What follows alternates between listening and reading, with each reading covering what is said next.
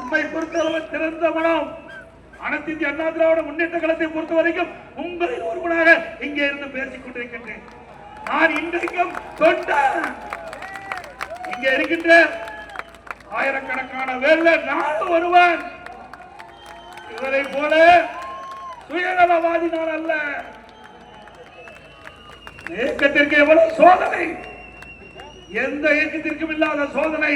பொன்மனச்செம்மல் புரட்சித் தலைவர் எம்ஜிஆர் காலத்தில் சோதனை தொடங்கப்பட்டது. அந்த சோதனை வென்று முதலமைச்சரானார் புரட்சித் தலைவர் எம்ஜிஆர். அவர் மறைவுக்கு பிறகு அதிமுகவுக்கு சோதனை. அம்மாவில் அந்த சோதனை வென்று தமிழகத்தினுடைய முதலமைச்சராக வெல்லும் ஆட்சி அமைக்கும். அனைத்து இந்திய அண்ணா கோபச்செட்டிப்பாளையத்தில் வந்து வெற்றி இது நடக்கும்.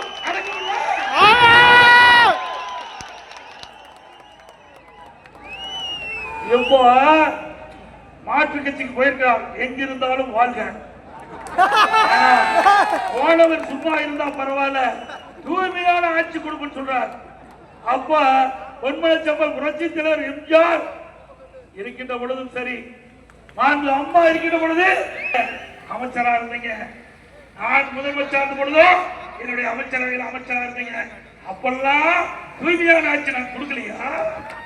நல்ல ஆட்சி கொடுக்கலையா? வேண்டும் என்று திட்டமிட்டு துண்ட மாத்தினா அவருடைய கருத்து மாறி போச்சு.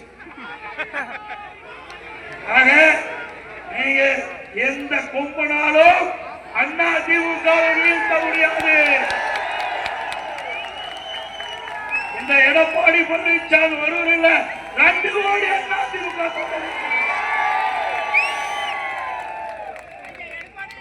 எடப்பாடி பழனிசாமி இல்ல, இங்க இருக்கிற யாராவது பொதுச் செயலாளர் வருவாங்க.